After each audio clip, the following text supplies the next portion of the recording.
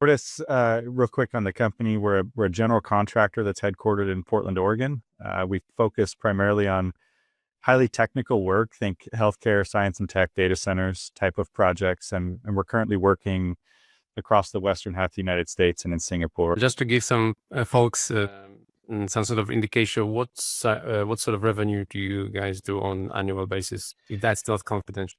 No, sure. Not confidential. We have to look every year at the NR rankings to remember what our revenue was because it's never been a real focus. But in 2024, we were about 2.5 billion, and we look like in 2025 we'll be a little bit north of that, 2.7 or 2.8 billion US dollars in revenue. Okay, and do you see like there's like a better margins in construction right now compared to previous years, or just there's more volume of work in your sector?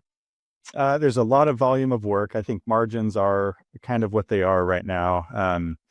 We've been pretty steady in margins for a long period of time, but the best way you can improve your performance financially on projects is by reducing your overhead costs. And so if you make money, a certain percentage of money every year on construction projects, if you can spend less, then that's just more profit in your pockets. And so speaking about innovation and solving problems, what pain points are you experiencing right now that innovation and technology can solve?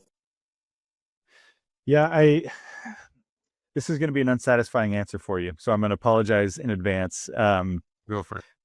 With all innovations, we're the kind of company that wants to prioritize critical thinking over process or tech standardization. So for us, it's really important that it's one of the ways that we attract and retain talent is that we allow people to think critically without overly programming how they do their work. But as a result, consistency isn't our first consideration when it comes to how we work every day. And consistently can lead to improvements in tech and process innovation. So for us, that's one pain point is how do we innovate and improve and get better while also keeping that kind of core critical thinking element functional for us all the time.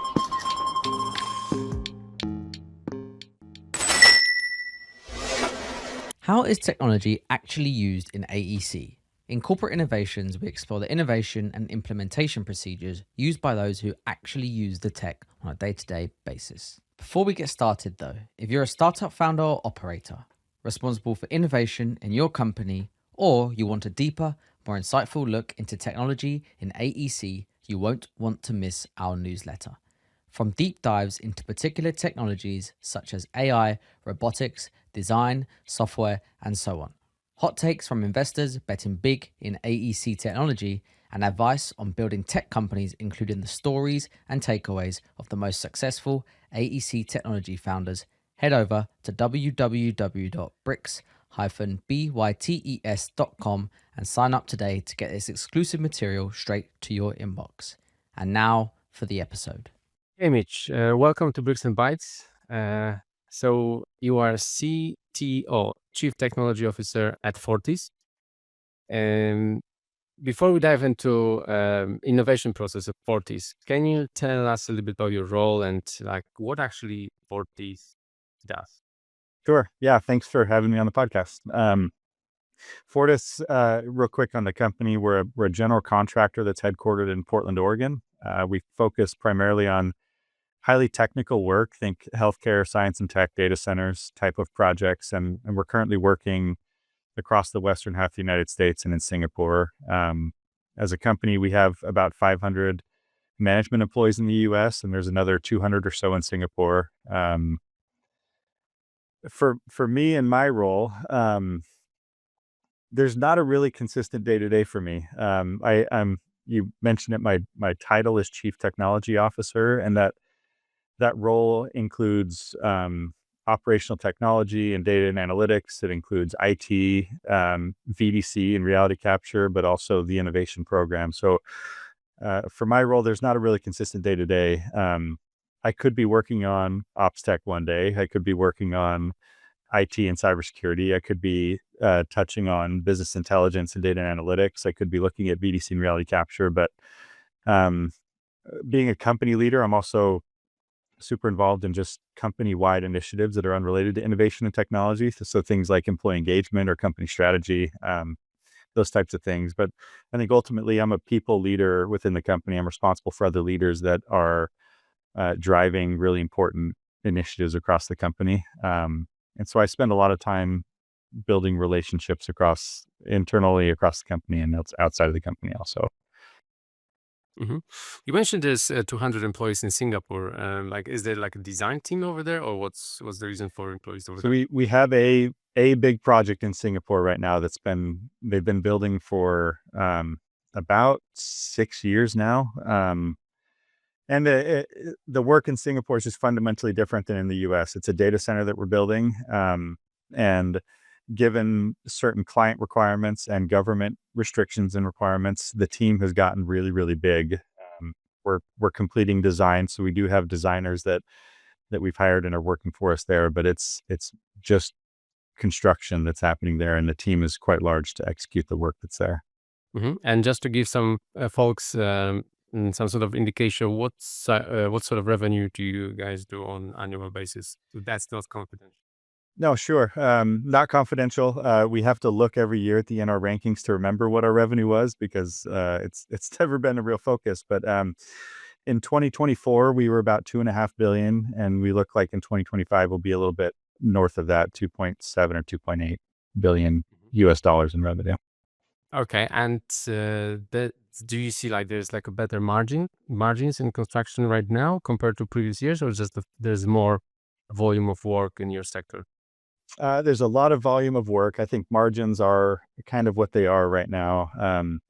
We've been pretty steady in margins for a long period of time, but the best way you can improve your performance financially on projects is by reducing your overhead costs. And so if you make money, a certain percentage of money every year on construction projects, if you can spend less, then that's just more profit in your pockets. And so for us, a lot of my role and our company strategy is around how do we ensure that we run lean and we run tight, and we can drive project performance in that way. And that's a lot of what my job is. So if we look at how innovation approaches construction, it's how can we do more with less, because there's fewer skilled workers out there than there were before. There's not as many people entering the construction industry. And so in a lot of respects, we have to find ways to do things better than we've done them historically. Hmm. Okay, so it sounds like decreasing costs. It's a perfect segue to get into technology and like what innovation really means in Fortis. How do you reduce the cost of like using innovation anyway? Are we talking AI, or are we talking robotics, or that's it? This is not what you do right now yet. No, so Hey listeners, I want to take a quick break to remind you about the Bricks and Bytes newsletter. If you're interested in learning about the technology shaping the future of construction, you won't want to miss the valuable insights we share each week. To get this exclusive content delivered straight to your inbox, head over to www.bricks-bytes.com and sign up today. Link is in the show notes. Back to the show. it might be important to talk through quickly, like the CTO title and why Chief Technology Officer is the right one. And the primary reason for us is that we're not overly concerned about what our titles say within Fortis to people outside of the company. We're far more interested in what they say internally. And there's a few reasons that Chief Technology Officer was right for my role. But the biggest one is that we didn't want to unintentionally signal to people within the company that innovation is somebody else's responsibility by using an innovation specific title. So we didn't want there to be a team of people who people say that's the innovation team. If we're going to innovate as a company, it's that team that's doing it. It is everybody's responsibility to pioneer and to try new things and to advance and improve. And so for me, every senior leader in the company has a core job function. Mine has been tech for a long time, and so that's still my core job function. But I'm also responsible for shepherding the pioneering core value that we hold throughout the company. And so if we're looking at how do we do more with less within the company, it's by unlocking that pioneering spirit in all of our employees. It's a slightly different way of looking at things, and that could mean that we are we are chasing robotics. It could mean that we're chasing new construction tech. But every innovation that we have should be marching toward how do we do things a little bit better than we were doing them yesterday. And it's important, I think, to say that not all innovation is tech related. There's a massive amount of innovation that happens every day that has no technology attached to it at all. It could be process improvement. It could be new team structures. It could be pursuing new markets or rethinking entire workflows. All of that is innovation, and all of that is a focus and a priority for our people, or at least it should be. Mm-hmm. So rethinking entire workflows is kind of interesting by using some new software, or perhaps like looking at how things are being done somewhere else, perhaps, and trying to get to the better like net solution of doing things. Like, what's your thoughts on that? It's both. I think a great example of this is the submittal workflow in construction. So the idea of submittals is that a designer and an engineer specify a certain product or material or something that needs to be installed in the building. And they tell us, we need you to build this. And we say, okay, thanks for telling us we're going to build this. And then we create a document that tells them we're going to build them what they told us that we had to build. And then they go and say, okay, yes, we agree that you said that you're going to give us what we told you to give us. I understand contractually and risk-wise why that process exists, but the process itself is inherently wasteful. If the contractors were just held contractually to build what was specified, then the specification process or the submittal process doesn't even need to exist.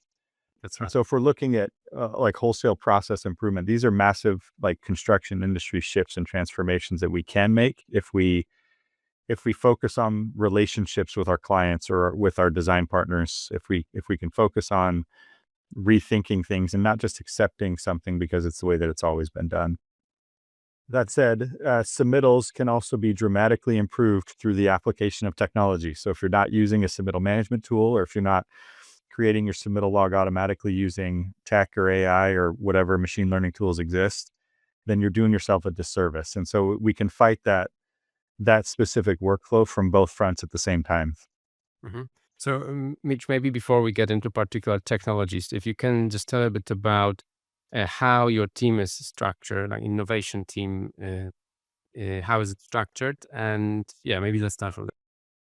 Yeah, so our innovation team is cross-functional. So we're trying to figure out how the team should be made up in the future right now. But currently, the team is made up of a few people that all represent different roles within the company. So we have field supervision, superintendent that's represented. We've got project management and project engineering represented. And all of those people that are on this innovation team, they're all currently executing work on project sites. So this is a side job for them. But probably most importantly, they're all very well networked within the company. As a team, we're focused primarily on making the statement, we rapidly identify, vet, and adopt industry changing trends that add value to our partners. That's our statement, our mantra. We're actively working to make that statement true. But right now the team's cross-functional. I don't know that it will always be cross-functional, but we find that that's the best way to make sure that we're connected with the business right now. So would that mean that ideas for innovation, are they coming from the field, or they are more likely to come from management?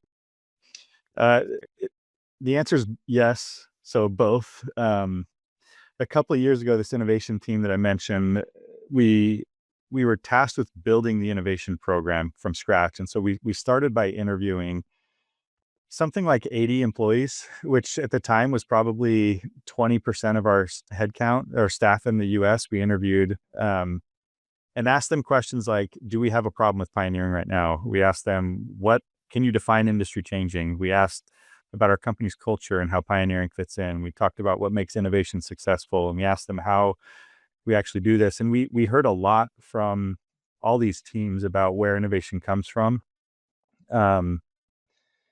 And if I could boil it down to something simple, what we heard is that innovation is born from constraint. So Yes. we most frequently see those constraints at the job site level and from regulations. Our project in Singapore is one of the most innovative projects that we've ever pursued, and a lot of the reason for that is because it's remote from us. It's very far away. The government has put a lot of very, very strict constraints on us there, and the design is very, very, very difficult. And so as a result, the team has gotten very creative. That's when our people are most likely to develop new processes and deploy new tools and change the way that we work or the things that they do. But the reality is there's a big challenge with this. If all innovation is born at the site level, rooted in project constraints of some kind, then you're going to have multiple people that are solving the same problems at the same time without even realizing other people are working on it. So they may solve the same problem in different ways, which can result in consistency issues across the company. And so it's important that as a management level, we have kind of a clear picture of where we think the construction industry is going, and that at the project level, the innovations that are being come up with all the time are contributing to that overall vision. I think one of our interviews that we interviewed talked about how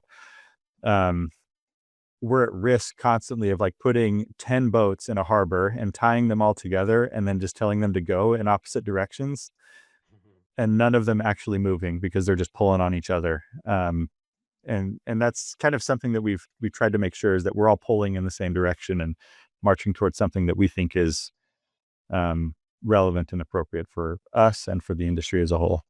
Yeah, I can only imagine that contractors working on different type of projects, their teams might be facing different challenges, and everyone might have a solution for their challenge. But then, how does it tie with like a company broader picture? That must be. Is it a problem really in the organization like of your size, or that's mitigated somehow through like a top level, top management meetings, or how does it get resolved? The answer to this is kind of one of the cores of who Fortis is. It's rooted in relationships. So there are so many things that are happening all the time, and if a project team starts developing something new or doing something different, and they don't talk to other people about it, then that's when you start spinning in silos and you end up with consistency issues. But we've built a culture within the company right now where when people have an interesting idea or something that they want to try, they know that they can call some people for help, and they call me or somebody on the team. They call, and there's very few things that happen without the innovation team learning about it, and it's really hard to repeat what we've created. Especially in a bigger organization, we're small enough where that's possible. We're not so big that that's difficult. The challenge for us is going to be maintaining that relationship-based structure, because you have to just accept that your company leaders are not always going to know everything that's happening on every project.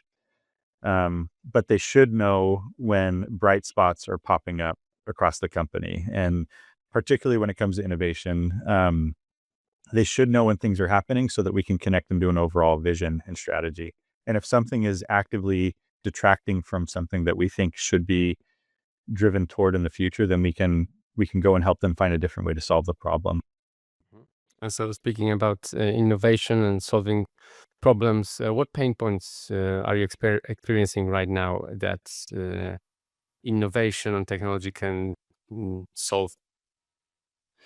Yeah, this is going to be an unsatisfying answer for you, so I'm going to apologize in advance. Go for it. With all innovations, we're the kind of company that wants to prioritize critical thinking over process or tech standardization. So for us, it's really important that it's one of the ways that we attract and retain talent is that we allow people to think critically without overly programming how they do their work. But as a result, consistency isn't our first consideration when it comes to how we work every day. And consistently can lead to improvements in tech and process innovation. So for us, that's one pain point is how do we innovate and improve and get better while also keeping that kind of core critical thinking element functional for us all the time. Like AI is a really exciting technology, a great opportunity for us. There's tremendous risk of us unintentionally forgetting how to train new workers if we start deploying generative AI too quickly. It- it- Societally, like if you think somehow we've created a working environment where a manager needs a draft of something done, and so they ask a more junior level employee to create that draft. And then the manager then reviews the draft and they mark it up and they make changes. And then that gets finalized and finished and sent on for the next iteration. Unintentionally, that creates a great training opportunity for that more junior level employee to learn what needs to go into a report or into that drafted document of some kind. We've kind of made it really easy to create rough drafts of things with generative AI that somebody can go and take a more editor type lens at and look at it and say, yeah, this is close, or we need to change this or modify something, and then we can move it along. The fear is that if we aren't very, very careful about how we train people in the future, and we're going to lose that piece in the middle where we've taught people how to actually think critically about some of these things. So there's great risk there, and it's something that we're concerned about and watching really, really closely.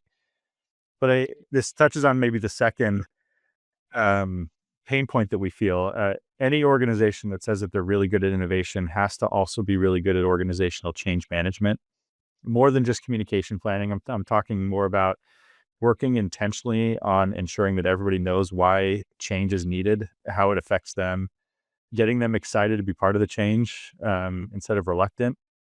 That's really important for a lot of reasons. But for us, those are the two biggest pain points. I think there's plenty of things that are happening in the construction industry. You can look at the AI boom and see all the places that AI is going to touch construction, all the workflows that can be improved. And there's a ton of pain points that are out there. But for us, our innovation team is way more focused on those 2 points of how do we keep the critical thinking aspect of our, like, it's the most important part of our jobs. How do we keep that front and center while also getting people excited about new things? So you're betting basically on the employees so that they stay focused and can contribute to solving the problem. But on the other hand, when you have these AI tools like GPT and Perplexity, you can get an employee to take a look at drafting something, and they should be able, in theory, to get more and more iterations done between them and the software before they go to the manager. So as long as this thinking is there, so they know they should craft it nicely and exercise it with a tool before going to the manager, that should be fine. But You're exactly right. As long as the thinking is there, and that's when we first started talking about AI organizationally, we put guardrails up. We said we want you to use AI. It's fundamentally going to make you and the company better. But there are two guardrails that we hold people to. So if you're thinking guardrails on a road, this is what's going to keep us on the right road. The one guardrail is use the tools that we provide to you because we know that the data is secure. So first guardrail, like, just use what we give you. Don't go off and use whatever tool you think is better for whatever reason. Use what we provide you because we can control it. And the second one is use your own brain to make sure that what's being created is correct. makes sense. Yeah. And so if you have those two guardrails, it's very, very simple. If you have those two guardrails, then go and explore and see what's possible. Because I don't think we know what impact AI is going to have on the construction industry yet. And I don't think that we will know until our team members are familiar enough with how to use it to make their jobs better every day. And then we will start to see some really great and really exciting workflows come from that. Mm-hmm. So you're talking about workflows coming from like external sources, like startups or some technology providers, right? Mm-hmm. Okay. So moving on to them, how do you evaluate them? Once you see something which is interesting, I guess you're not jumping into one straight away with a pilot. You probably would speak to a few, and then there's some internal magic process that you perform, and you choose the best one, right? Can you tell us a little bit about that? Yeah, we've intentionally never had a formal process for vetting technology providers. And we're going to be very different from others in that respect. Very And good. there's some very specific reasons for it. And the biggest one is that every tech that gets rolled out is addressing a different business problem. And every business problem needs to be evaluated for its effectiveness differently. So if you look at the steps that we take to evaluate, the first is how does the tech end up in our funnel, if you will, at the very beginning. And there's two paths into the company for a tech provider. One is through the project team level. So a project manager or superintendent or a project engineer is sold on something and they want to give it a shot. And the other comes through me or my team on a sales vendor. Somebody reaches out and says, hey, we've got a cool opportunity for you. We want you to see what we've got. Those are the two paths in. I think regardless of which way they come in, those two groups of people need to connect with each other really, really quickly. So I talked before about relationships, and that's where our relationships across the company are really important. So if a project team is being hit by a software salesperson, they know that they can reach out to the innovation team or the operations tech team and get some feedback on how they can pursue a workflow improvement. And the other way around also, if a salesperson is reaching out to me or to somebody on my team and says, hey, we've got a new tool that we want you to explore, I know very, very quickly that I'm not going to be able to evaluate if that tool is going to have the impact that the salesperson says it's going to have. The people that do know that are at the project site level. And so I have to connect with the project site very, very quickly to establish whether we want to go through a pilot or not. So for us, that relationship is the most important piece. How do we leverage our internal network and relationships to accomplish that? I think once you have that connection made, you're going to learn really quickly through a quick conversation of what's going to make a pilot successful or not. And so I don't see a lot of sense in putting like very specific metrics together on, if we don't meet X, then we won't continue to advance here. But there are specific things for each workflow where we say, hey, if they say they're going to improve our takeoff, our estimating and takeoff workflow, then these three or four things we need to see improvement on. And if we don't, then it's not going to work. But we found that there's two metrics that we use every time that have the greatest kind of indicator of success of any pilot. And they're super simple. One is adoption. Are people actually using the tool? And the second, and the second is user sentiment. And the reason for that is ROI is kind of a robotic metric, right? It's like, how many dollars did you save by deploying this tool? And the reality is that you're never actually adding money to the company's bottom line by buying new technology. Very rarely are you making your company more profitable by buying new technology. But that's not the goal all the time. The goal for us most of the time is improving our employees' experience. And so there's nobody that's going to be able to tell you better if a tech is having the desired impact than somebody who's already working 50 or 60 hours per week to get a project built. They will feel quickly that, hey, I am now doing a little bit less or more of the things that I want to do because I've automated a workflow or I've improved something over here. There's a sense that they've got that, like, hey, this actually made my life a little bit harder. And so I don't have a super exciting opinion on this specific product. And so those two metrics are it. It's what's the adoption? Are people actually using it? And the second is talk to people on the site. Hey, what did you think? How did it feel? Are you feeling like things are better or worse? Do you think there's opportunity in the future or not? And then from there, we can evaluate what we think the improvement is worth to the company. And that's how we kind of get to the pricing side of the conversations with our vendors. So it's simple, but it's like those two metrics answer all of them for us every time. Mhm. Okay. Any thoughts on point solutions versus like software that is, or solutions that are tackling the whole process of like particular process? Or would you say no, definitely to point solutions, or maybe you wouldn't? Like, what's your thoughts? I have pretty strong opinions on this, but they're rooted in kind of a light bulb moment that we had a couple of years ago. I will say, to answer the question quickly, and then I'll give you the longer answer. we focus as much as we can on platform first and then point solutions last. And the reason for that was we spent a lot of time a couple of years ago. There was a light bulb moment for us a couple of years ago. We put out an RFP for a new project management platform. So we sent it to all the big vendors in the industry. And as we were drafting that RFP, we spent a few weeks interviewing the people that would use the platform to find out what they needed from a PM tool. And up until that point, we were point solution heavy. We had a lot of point solutions.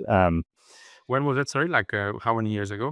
This was 2022 is when we started that process. So almost 2 years ago. Count how many? Like how many of them were there? Yeah, it was dozens on a project. So if you went into a job site and asked them, show me the tools you're using, there were north of 10 on every project. And so we interviewed people and we heard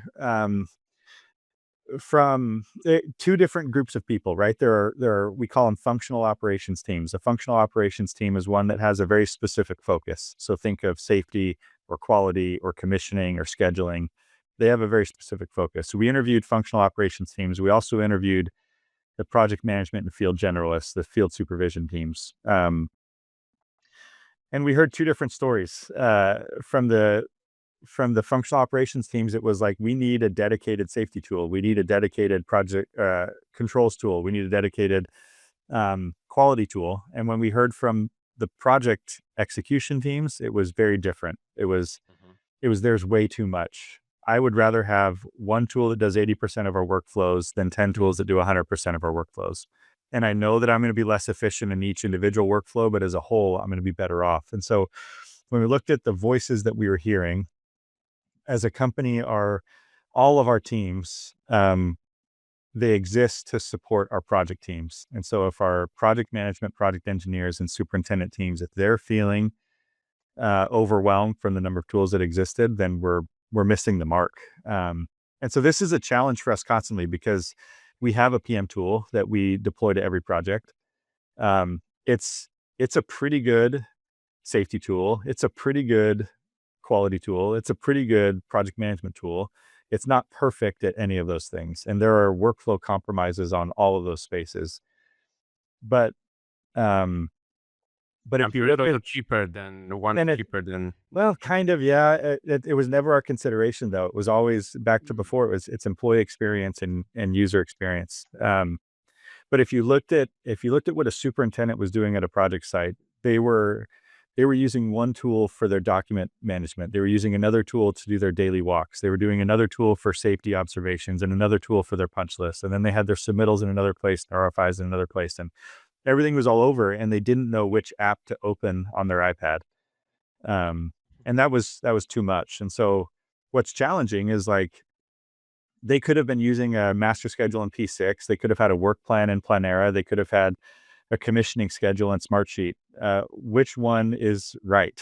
Which one is the right schedule? And that became really difficult to track. And so we have to find ways to make our safety and quality and commissioning and scheduling teams, we have to find ways to make them effective, but we can't do it at the cost of our project teams. How did you manage to get all these tools into like more consolidated one? Like what was the process there? We started kind of all new projects use the new PM platform. And back to the earlier conversation on how we know if a pilot's been successful, we knew that the tool that we had selected was going to be successful because the user sentiment and the adoption of our pilot phase of the PM platform was really high. And so then we leveraged kind of a grassroots organic communication storytelling effort for our project teams to share with each other. Because back to organizational change management side of things, we have to convince every team member that this is the right path forward, and not all of them are going to have the same native opinion. But when they hear from each other and they talk through all the different efforts, they kind of see, yeah, you know what? I think I talked to superintendent over there across town. He shared with me his experience. I hadn't thought about it that way before. But if it's me telling them that that's how it should go, then it doesn't work. It doesn't land because I'm not on a project level at the job site. So it started all new projects, and then we stopped deploying the legacy tools on new projects. And eventually we were able to churn out of those specific tech vendors. It took a little bit of time, and we had some duplicate tools in place for a little while. But after a year or two, we were able to move off from that. So slow ramp was the easy answer. The reality, though, is that there were a lot of teams who heard from each other on what they were doing with tech, with the new PM tool, and they wanted to change midstream. And we were more than happy to let them give that a shot. Because as soon as they start talking to each other, we're going to make more progress faster. So. Yeah, very good. I like it. This user experience approach. Yes. I guess in a lot of organizations, there will be just, no, we still have subscription for this. You have to keep doing it to the end. Yeah, exactly. So that was 2022, I think you said, right? Yeah. So 2022, I guess these were procured much earlier.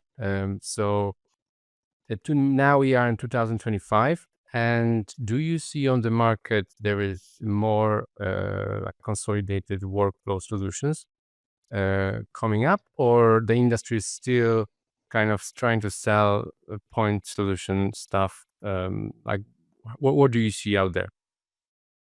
Yeah, it seems like the new vendors that are appearing are almost all new point solutions. And so the joke is constantly, like, when are you going to get acquired by Procore or Trimble or Autodesk? And the reality with all of them is that new point solutions are appearing all the time, but the Procore, Trimble, Autodesk are all also improving all the time. And they're moving that 80% that I mentioned on the workflow, they're moving that to 85 or to 88, and they're getting it better and better and better all the time. And so we're kind of seeing maturation from both directions, where the big players that are in this space a lot are just getting better, and they're all getting better pretty quickly. But the new point solutions that are appearing are things that none of the big players are thinking about. So I think of a good example is ClearStory. It's a change order management tool. It's a definite point solution, but it's a massive pain for our project controls teams and our project managers right now. But it's one that Procore and Autodesk and Trimble, they're not thinking about. So there are times we have to figure out how to exercise some discipline there. Do we go deploy a point solution because we know it's going to improve the experience of our project managers on site? Or are we creating a new silo of information that we have to be careful with? And this is where the way that we've structured the technology team at Fortis, being IT, building, operations technology, and data analytics, it's where these three teams have to partner really closely together. So innovation, new idea effort comes into the company through the innovation team. The operations technology team is looking very quickly at how does this actually affect our project teams, and does this have the impact that we think it does? That team is made up of construction professionals, not tech professionals, intentionally. The IT team is looking at how does this fit into our overall tech landscape, and is this something we can support? And let's talk about cybersecurity, and do we have single sign-on, and kind of that side of things. And then the data and analytics team is looking at what new data repository are we creating by deploying this new tool, and can we connect it to our other data efforts that we are marching with right now? So those teams have to work together to find, like, is this a place where we're willing to compromise on that 80% rule, or not? And frequently we let our team members kind of decide, and they'll tell us pretty quick, like, we're creating another place where information's stored, and it's really hard to know where things are at, and we can move on pretty quickly from there. You mentioned earlier a ClearStory. Is it like a success story that you implemented within the company, or you're not using it? We are not using it right now. No, it's one we've been watching closely for quite a while, and the primary reason is what I just talked about. It's we're trying to make sure that we're not creating a new silo, and so we're actively right now looking for the right project team and the right project to test it and see what that experience is like. But the feedback from the industry is great. I don't think anybody looks at it and says this is a tough tool that we wouldn't be excited about. Simultaneously, we're looking. There's a tool called Concentric. I don't know if you know Concentric. Yes. They've taken a more platform approach to pre-construction. And so it's one that we got a little bit more excited about, and we are actively piloting it now. But it's because our pre-construction has been kind of notoriously underinvested in from the construction tech marketplace. There have been point solutions that have come up. We've seen new and exciting AI takeoff type tools come up, and that's all really exciting. But as a whole, pre-con is still underrepresented in the construction tech space. I don't know exactly why that is. I think I have suspicions, but What's your suspicion? pre-con construction tech is exciting because it makes money, and it's easy to recover cost of construction tech tools at the project level, right? If you want to deploy a new change order management tool like ClearStory, you can find a way to job charge the software to the project and have no direct impact to the company's bottom line. With pre-con, it doesn't work that way. The pre-con is a cost. It's usually a cost center for construction companies. There's very few construction companies that make money on pre-con. And I think most construction companies are willing to spend money on pre-con, but because the industry doesn't see it as a place where there's money to be made, they're not targeting it as an opportunity. So Concentric we get excited about because it was developed by pre-con professionals that understand the pains. And for us, Concentric addressed a very specific project issue that we were having at the time, which was how do we manage target value design on a design build project? And they said, we've got a solution for that. And it integrates the entire pre-con workflow for us. And so that looks at a platform approach to our pre-construction effort. And it's something that we would get excited about. So we chase them all. We watch them all to see where they're going and what they're doing. But that 80% rule it's always in the back of my head. Every time I think of the superintendent that's at the job site at 6 a.m. opening the gate, and he's there until 5 p.m. closing the gate. Is what we're doing, is it adding 5 more minutes of work to his day? If it is, he just doesn't have time for it. Okay. Do you speak with early stage companies, startups, or you prefer to use or even consider more mature companies to work with? Yeah, we absolutely work with early stage startups. It's a strategy for us to partner with the right early stage startups. And there's very specific reasons for it. As a company, if you look at the tech adoption curve, we're not going to be bleeding edge. We talk about pioneering, we talk about pioneers instead of cowboys or settlers. So for your American audience, the westward expansion as Americans pushed west, the cowboys just ran off and they did their own thing. They moved really quickly. They broke some things along the way, but they were focused on improving their life and only their life. And they just marched and kind of went west and did their thing and moved on without a lot of consideration for what was to come behind them. I'm speaking in generalities. That's not exactly how it worked, but in the UK they borrow it as well. And where I'm from, in Europe and Poland, the same. Yeah. Cowboys are cowboys. Cowboys are cowboys, but pioneers are fundamentally different. We live in Oregon. Our headquarters are in Oregon. The Oregon Trail ended in Oregon.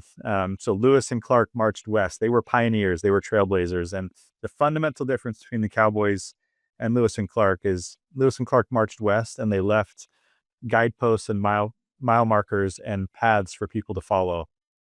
And so we look at pioneering as, we use the word pioneering intentionally because we don't want to encourage cowboys within the company, people that go off and do their own thing. We want people that can leave a path behind them for people to follow, because along that trail, most of the major cities you see in the Western United States were settled along that Oregon Trail at some point. And so, so those settlements became like mature business processes and places where you say, hey, we've established something here. This works. This is what we want. And this is how we function. And so we have to keep kind of a healthy balance on like what is trailblazing versus what is setting up the future of our company and our industry. And so there's the pioneers versus settlers is something that we watch really closely.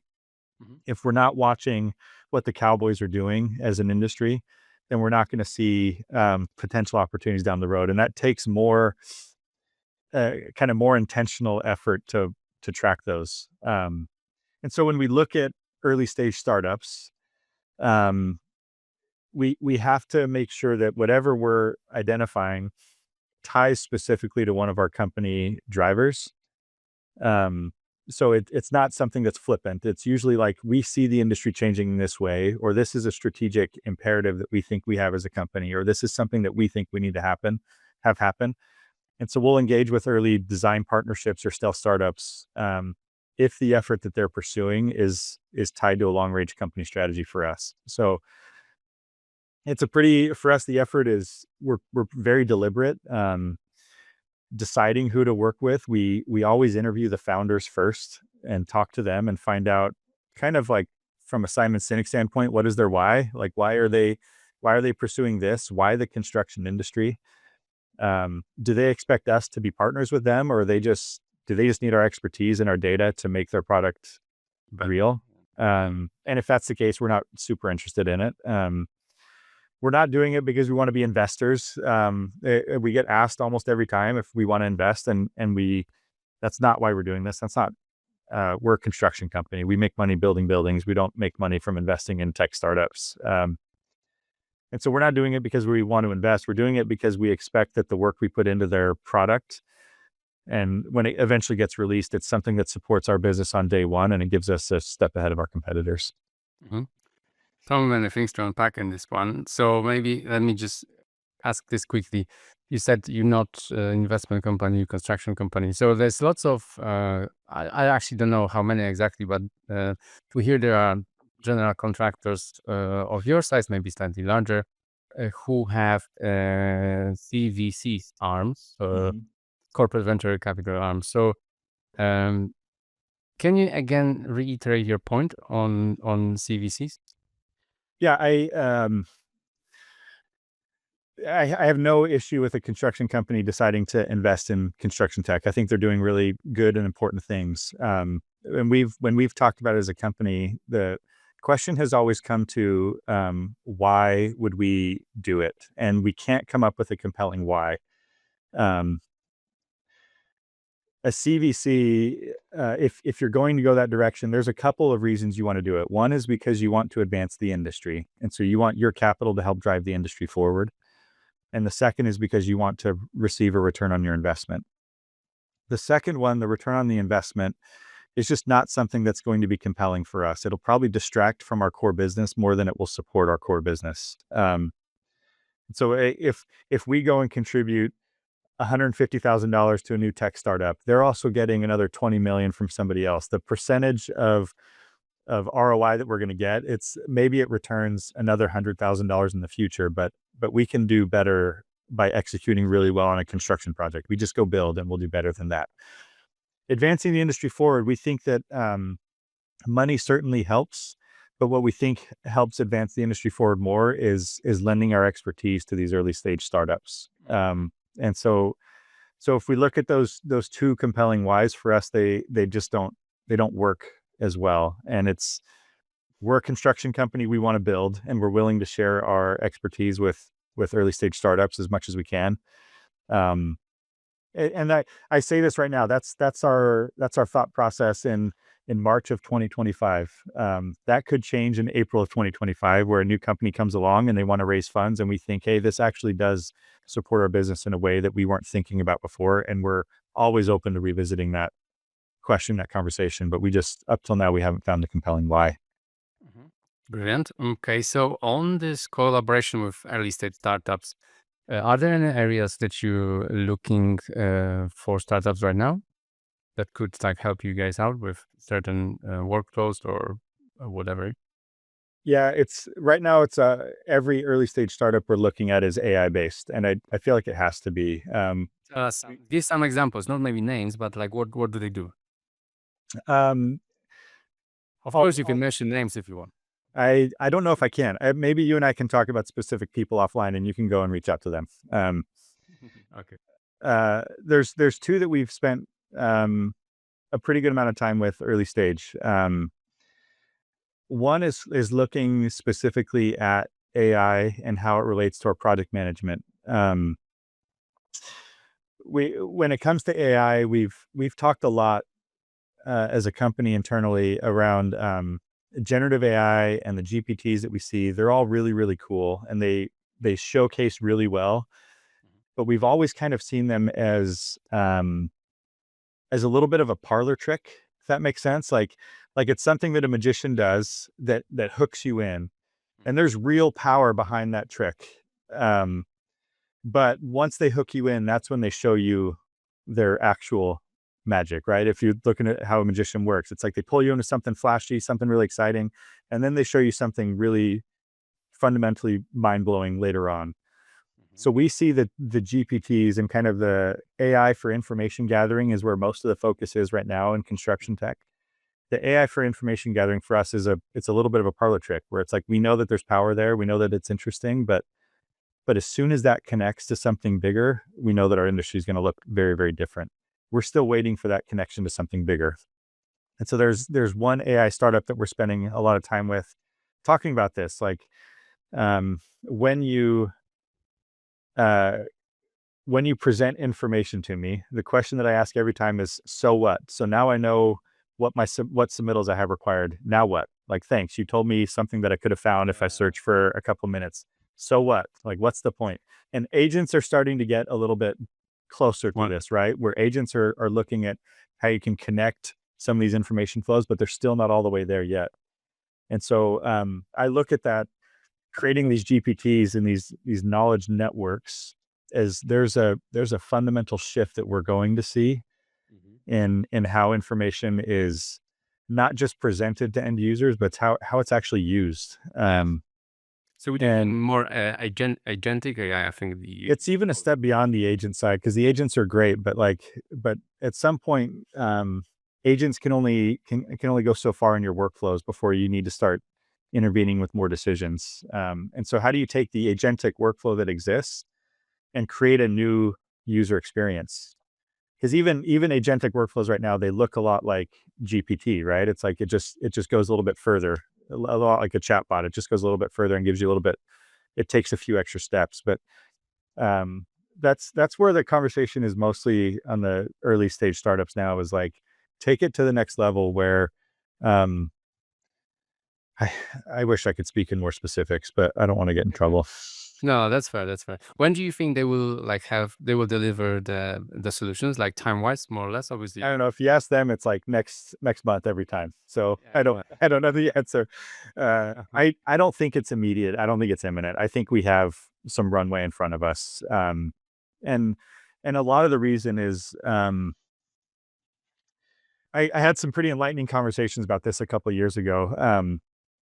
Really, really big companies, the Microsoft and OpenAI and Autodesk and Procore even, they have compute power, right? They can get compute power in data centers. They don't have, in some instances, they don't have industry expertise, but we have the industry expertise. And so there's a relationship that we have to pull together to connect our industry expertise with the really big companies that have the compute power. Fortis Construction, we're not in the business of AI, so we're never going to have the compute power that we would need to develop some really cool AI tool.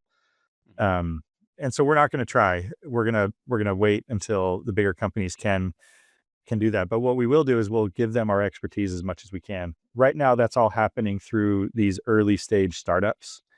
That expertise transfer from the really big companies, or from the GCs to the really big companies, is happening through these early stage startups. That's interesting and that's exciting. But it's still missing like the next iteration of what's next. So a place where we're seeing things starting to shift right now is we're starting to see the first AI designed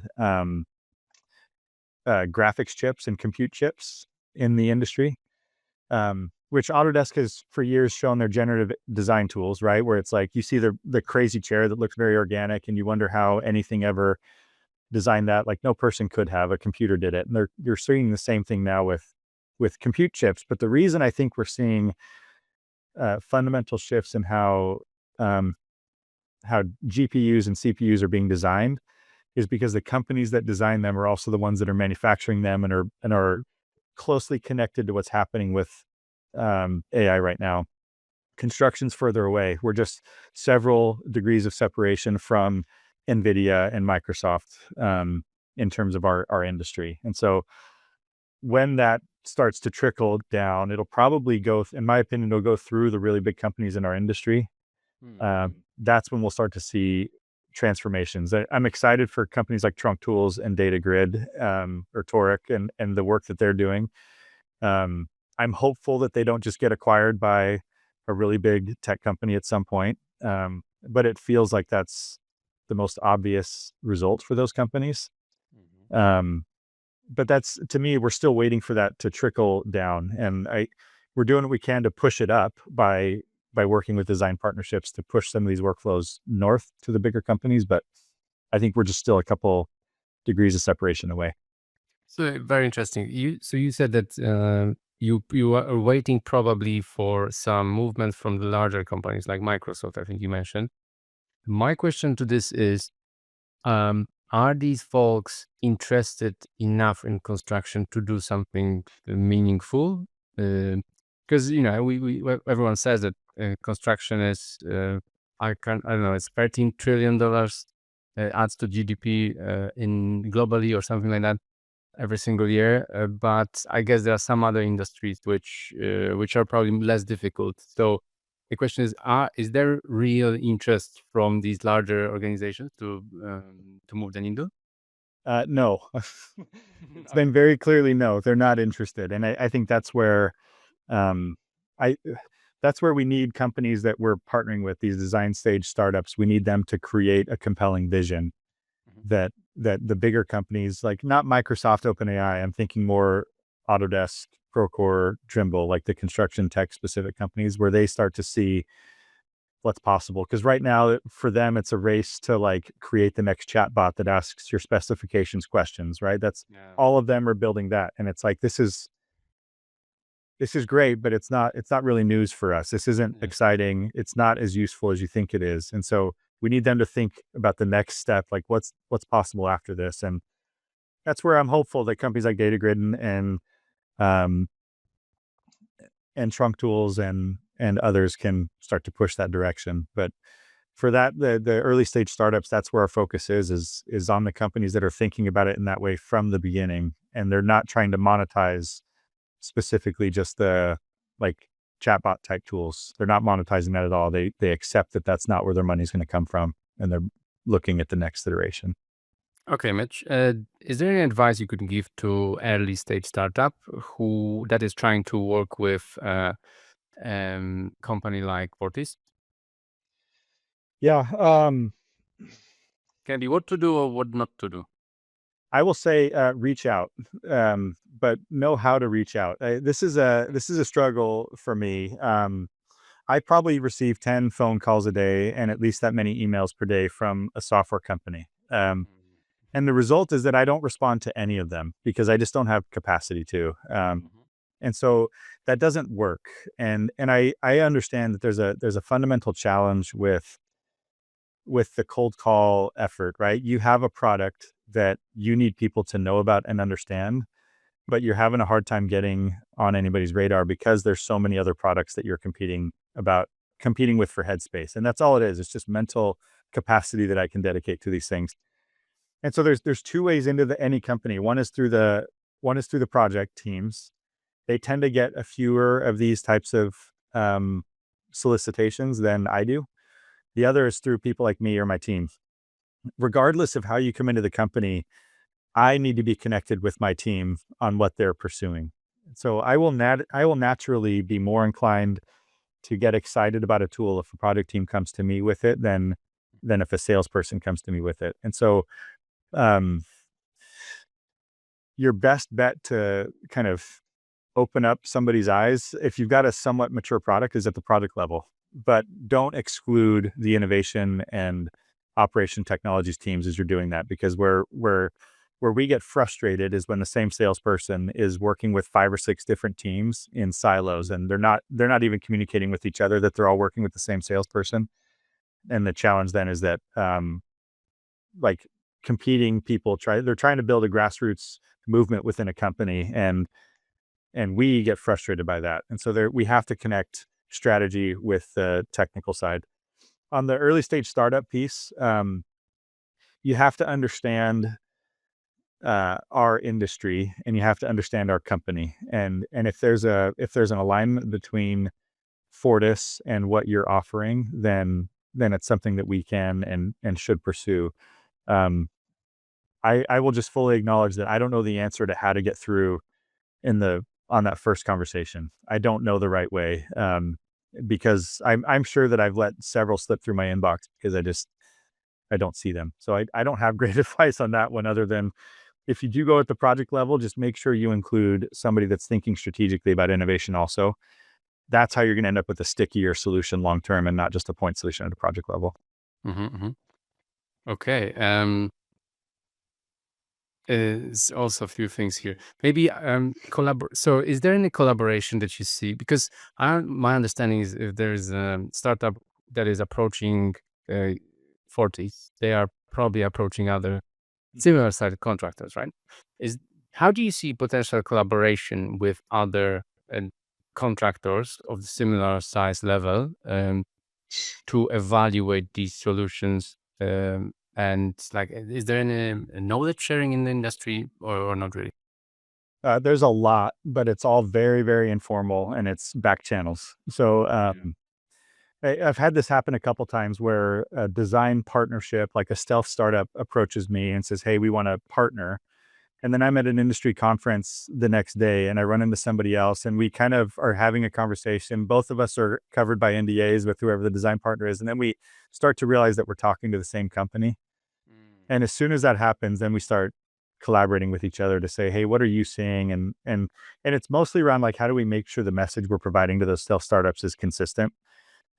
We ask the question whenever we can of, like, who else are you partnering with? And if we have relationships, we will absolutely reach out to those people. But the construction industry, particularly the tech industry in construction, is so small, that I know most of the tech leaders or innovation leaders at the big GCs in the US. And I can call them and ask questions, and we can partner on certain things. And so there's certainly, I don't know that it's collusion, but there's some collaboration that happens behind the scenes on, like, "Hey, what have you heard about this tech? This one seems more mature. We've never tested it. How's the impact been for you?" And we'd be stupid to not use that network. Yeah, no, that's fair. Okay.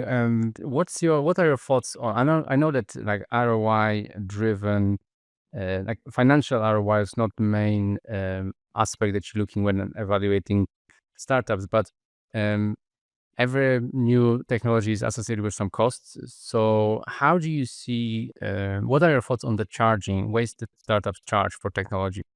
Any favorites, or any less I favorite? I dislike them all equally if it's possible. I have no problem with paying for software. I think that's something that I'm very adamant about, is that if we're going to if we're going to use something, we should be paying for it. Revenue-based models is the cleanest solution. But it's really, really hard, because I have a very hard time saying that, "Hey, we just made a percentage on this construction project. We're going to allocate a portion of that to a tech company." That's uncomfortable, right? Because if we can do the project better or cheaper, then we should be increasing our margins and not decreasing by buying the tech. Headcount-based tools. Go ahead. Yeah, sorry. That also assumes that if someone is $10 billion organization, then on every single product they are using this tool, and Exactly. Yeah. so- Well, that gets into some of the nuance on them. Some of them will say we're based on the size of your company, regardless of who's using the tool. Others will say just pay us for what projects are going to be using the tool. I'd rather go the second than the first, certainly. But that's hard. Headcount based pricing works for certain types of tools, but any tool that requires outside collaboration, the headcount based licensing doesn't work, because it just encourages us to not collaborate with people outside of Fortis. Project-based licensing works pretty well, I think. If it's a flat fee per project plus, like, a number for headcount or something, that works pretty well, but it becomes really hard to standardize across an organization if you're going project-based. And so with every solution, like, they're all ugly, and it's a very difficult challenge. What I prefer to do is is I have a very frank conversation with every kind of revenue lead at a sales company or a software company, and we talk through like, this is what your tool, the impact we expect your tool to have on our company. This is the type of pricing that we think makes sense for us based on the tool that you're offering. Because if you look at something like Autodesk Build, a revenue-based model makes a ton of sense because that's the easiest way to measure how much they're using the tool, and also facilitates a ton of outside collaboration. But a product like Concentric that has less outside collaboration and more internal, I'd be more inclined to look at project-based licensing or per seat-based licensing on it. And in the end, it may be the same price regardless of how we calculate it. But It just I makes want sense more. I want to make sure that as the company grows, we can forecast our costs long term, and that's hard to do. Like a team doesn't always scale with revenue. If we get better at something and our team stays small, our revenue is growing, but our usage of the tool isn't. So that's what we need to work through. The other challenge is like we work on mega projects like multi-billion-dollar data centers. We also work on like a bathroom remodel at a university. If you go revenue based, the big jobs will sometimes that price gets too high where it's like this number just doesn't make sense because that project is so large. But at the other end, it's like, well, this project, we're only going to make $7,000 of profit on this job because it's such a small project. Do we really think we can dedicate $1,000 of that to a tech tool? No, we can't. And so we have to find a way to leverage the buying power of the big jobs to cover the small jobs, and revenue-based pricing becomes really hard for us in that respect also. Got it. So when you speak with these revenue officers in these companies, is there any pushback if you suggest? Because that's very unusual way of, I like it. Like it really. No, most of them are just super welcome. Like they really want to know because they're trying to solve the same problem. They have a product that they need to sell and they don't know how to price it. They know about what they think they need to make from it, but they don't know how to get to that number through their formulas. And I'm more than happy to share my opinions on it. And any of them that I'm interested in collaborating with is more than willing to talk with me about it. So it's one of the measures for us. If a company is willing to talk to us about that type of a thing, then we're likely to be able to partner with them for a long period of time. If they're going to stick to like their pricing and the way that they've got it, and they're not even willing to hear us out, then they're probably not a vendor that we're going to partner with long term anyway. So it becomes a little bit of a litmus test for us in that way. And I guess this conversation is after there's some relationship built. Every time we've been down the road a number of times and worked through it to figure it out. Yeah. Okay. So looking ahead 5-10 years from now, maybe 10 years is too much, but let's see what you can tell me. How do you see a role of a general contractor evolving, and how is Fortis positioning itself for that future? Yeah, I have a couple thoughts on this. I think in the more immediate term, we're starting to see this already. 10 or 15 years ago, the only companies that did really cool, innovative things were really big because they had capital they could use to go do those really cool and big things. That's not really true anymore. Like VR is a good example. I remember 15 years ago, working for a general contractor, we had VR caves set up, right? Where it's like you walk into a room and it's projections all around you and you can see the space, and 3D glasses to make it all feel like you were there. And it was super, super cool, but that was frighteningly expensive to set up and to run. But now you can go buy an Oculus Quest for $300 and you can buy software. We use a product called Resolve that's amazing at presenting virtual reality to you on your building. Like that's become so much more accessible to the smaller GCs. And so I think in the immediate term, we're going to see those mid-sized general contractors catch up from an innovation standpoint to the really big companies, because the bang for your buck on the really expensive initiatives is just not there anymore. It's become so much more approachable. So I'm excited about that because I think there's a ton of things that we can learn from smaller construction companies, particularly when it relates to data and analytics. I think the biggest companies have been investing in data repositories for decades. And now with generative AI tools and tools like Toric or Crew, those initiatives have become a lot easier for small companies to get into. And we're going to learn from them a lot of things about like what does this data actually do to support our business and our industry? Like you'll see a much more practical approach to this, which I think is really healthy. Longer term, I think we're going to see there's so many things that can happen. One area, like in the world of prefabrication, maybe we see more prefabrication, maybe we don't down the road. I expect we will, but For residential or I don't know that I understand residential construction well enough to be able to answer anything there. You're talking more industrial, commercial? Yeah, big commercial. So think healthcare, industrial, data center construction. The prefabrication is going to become more pronounced. That we see it a lot already, but for a general contractor, the more that prefabrication becomes pronounced on big, heavy projects, the more important it is for a GC to take a more proactive role during the design phase, as well as the integration phase of the prefab process. So moving in both directions toward design and helping complete design and make sure the design is ready to be fabricated in a way that can be run through a shop and then installed. But into the integration phase, how do you make sure that like you're taking a more active role in the actual execution of work, like work being installed? So you have to go in both directions if you want to maintain like some foothold there. But it's going to require fundamentally new skill sets. I think we're excited to keep developing those. Design phase management as a skill is something that we're excited to keep developing. And the prefabrication integration is something we're excited to keep developing. But as the industry, particularly in industrial, moves that direction, the role of the GC, I think, can become really important. But if you're not thinking of it in those terms, it might become less important. Okay, beautiful. Mitch, before I let you go, where people can find out more about you and Fortis? You can find me on LinkedIn. So just search Mitch Cornelius. I'm probably the only Mitch Cornelius on LinkedIn. It's a unique enough name. Fortis, you can go to our website, fortisconstruction.com. Find us at trade shows or conferences, and just come and say hi.